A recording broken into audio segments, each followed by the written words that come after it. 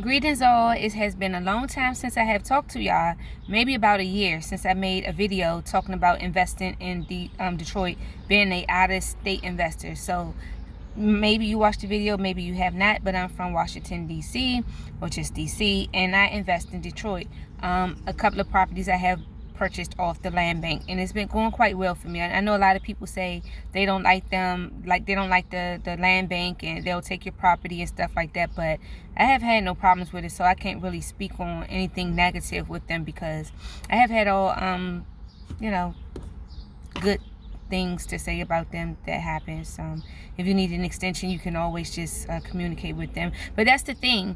Long as they see that you're doing work on there and you didn't just buy it and just have it sitting there, they don't have a problem with extending it if you're sitting in the photos like you're supposed to. Yes, they say 6 months, but you can always get an extension if you have been sending in the photos, because they understand things happen, and especially with the COVID pandemic happened, it was like a year really honestly before I can really touch the property because everything just shut down. And once it opened up, I had my contractor to go, and he's been working on it, and I've been sending photos in.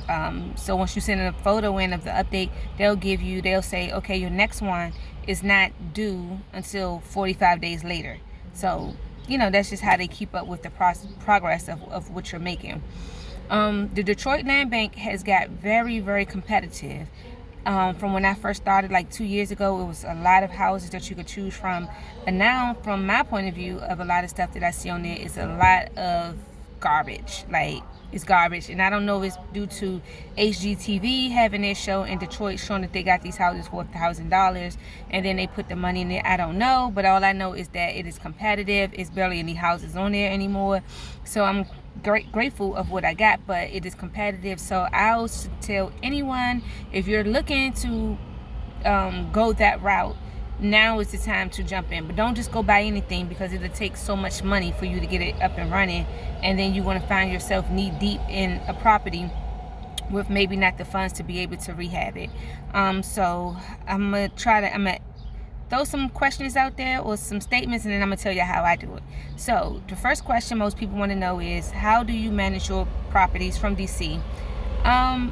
To me, it's easy. I already have a property in Detroit, so to me it's just easy because I picked a great tenant.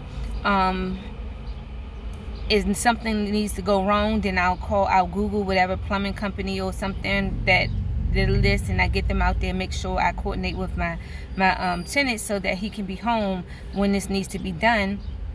And then it works out perfect, and I have a great tenant, and he's patient and with me when I get things done. So I haven't had a problem with me managing my property out of state. The next question would be, most people say, where do you find your contractors?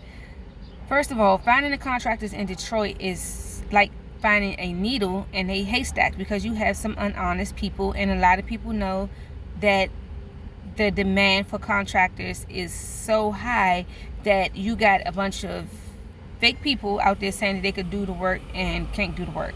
Be careful who you choosing. What I did was how I found my contractor. I have worked with a few contractors in Detroit, so what I'll do is I got a 313 number 2, so when they calling me, it makes it seem like I'm there, and I'd be like, oh, I'm at work, do you need me to be there? They'll say no, or something like that. And they'll, if I do hire them to do the work, then I tell them to send me pictures of what they're doing, and then receipts and stuff like that. So that has worked out for me. Also, I have found me a contractor up here in Lowe's where I am, and he traveled to Detroit with me, and he did my whole house. It's a 4-bedroom, 1-bathroom, and it's a house that's of plastered walls of stucco. So you can imagine how much work he had to do, because he had to knock out all the walls to insulate them, and insulate them, and then put the drywall up there, mud the walls and sand the walls and paint the walls. So it's a process of what he's doing, but he's doing an amazing job. On top of it, he's also doing my roof. I took a gamble with it because I'd never seen his work before. So you have to be really careful, because this could have been a huge disaster. But I just kind of went with my gut feeling with this guy, and it turns out he's been doing great. How do I fund it? Oh, thought you would never ask. No, really, I work a 9 to 5. I'm in my uniform right now. So that's how I funded. I came up with the payment plan. I told him I could pay him like $500 a week. I just used my paychecks, and I DoorDash like crazy. Like, I might get off and then I go and DoorDash. My days off, I DoorDash. Any little way I can make money, I'm out there hustling, because it's just like, that's how I'm doing. So I funded the whole rehab out of pocket.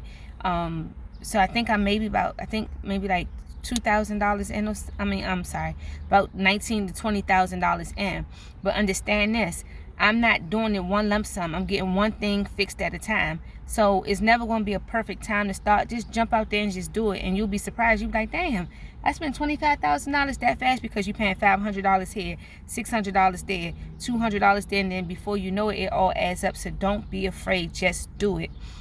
Detroit is definitely coming along. A lot of money has been poured in there, and it's a beautiful city. I love all of the changes that's happening from when I first went a couple of years ago. It was like, that's what I was thinking. And then when I go back to visit and check on the properties and talk to the contractors, I see a big change, and it's a change that I like. It's a change that I noticed that happened here. That's how I knew it was going to happen there.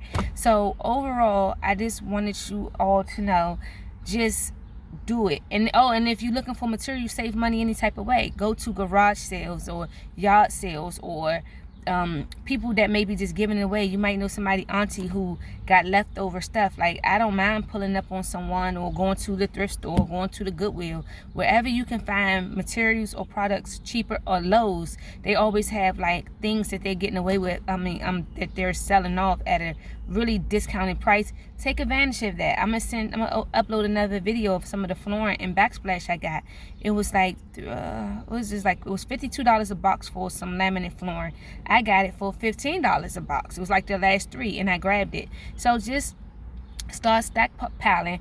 Lowe's also, they had toilets for $45. They was discontinuing certain toilets. I wound up buying the last 3 that they had, put it in my storage unit for when I needed to renovate these houses. So it's just like, that's how you can get the process rolling if you don't have money, or if you don't want to take out a loan to get it done. So eventually I will pull the equity out, but of course I had to get the house up and running first. So I just used the money out of my pocket, and it's going pretty well. So I would say keep going, keep trying, don't give up, just jump out there and do it. Of course, read.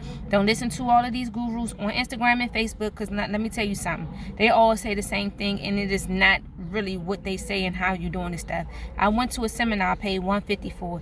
The guy gave just enough information for you to need more information.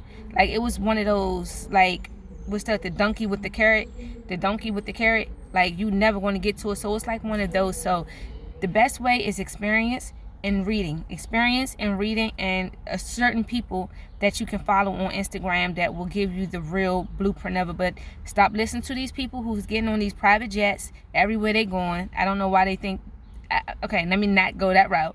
But anyway, be careful who you looking to take advice from, because I'm telling you, most of the stuff that they saying, it's not even what they're saying. And I got a couple of I'm sorry, because I'm trying to get my thoughts together. I'm trying to say so much, but in my mind is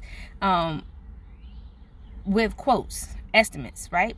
So I got this one guy, he estimated me, and the cost was like $11,000 for him to like reframe some of the walls, and not even insulating and put the drywalls up, but just like for like 3 rooms and a bathroom was like $11,000.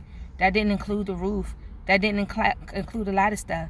And then another estimate I got was like for $68,000, and I'm like, the property, I bought it for like $8,000. That wasn't nowhere near. So if I show you how to break down, it was like $40 to screw in a light bulb, $25 to hang a curtain rod, knobs. So it was like every detailed thing that broke down. I'm just like, this is so unnecessary. So that's what made me find other avenues to save money with doing rehabs and looking for other people to get it done. So I hear some of the people say, oh, to get a full gut in Detroit right now is running like $78,000. What?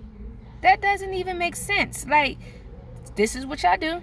Y'all go find y'all cousins or somebody on the block who is willing to help y'all, and who will go, and you take their bus to Detroit with you and get it done and get it knocked out. Your nephew, your cousin, your sons, I don't care. But for me to either just to knock out all of the walls, it is a lot of work. I'm not even going to try to downplay it. It is a lot of work, but $68,000 just to gut the place out, to me, that's just ludicrous. I don't. And then the square footage that they're saying that it's worth, it doesn't add up. So That's why I said do your own due diligence. Find a way that works for you. Don't listen to what these people say, and please don't get discouraged, because I have got discouraged a few times when I first started. It was a duplex. It was right next door to an elementary school. It was on, I think it's pronounced Lauder or Louder Street, and this person came in that's from there, that's a guru, and she was just like, oh, it's a duplex. I didn't even know it was a duplex until I got there. This is the first time I ever flew to Detroit by myself, and she was going to charge me like, I think it was like 65 or 80,000 or something. But when I got there, I was just like, oh, it doesn't need a lot of work. So me not just jumping in, I was just like, oh, that's too much money, I can't afford to do that, and I let the house go. That house, man, I'm not even gonna tell y'all what the house, that duplex or family, two-family flat just sold for, and it was the perfect location. I kick myself in the butt every time when I do the research and look at it, because I allowed someone to discourage me and kind of basically discourage me and give me this ridiculous amount. So anyway, I just want to tell y'all, just do it. Find creative ways to save money, to get it done. People that you might know to get the work done, just do it, because this opportunity is not going to be around for a long time. Whatever city you decide. I just chose Detroit because that's what I started to do my research on. And then you got well, Baltimore is close to me. It's like 40 minutes away. I may decide to invest in that market. We'll see, but right now my focus on there, because it's, you can literally get a property for like $1,000 and then fix it up. So with all that being said, the house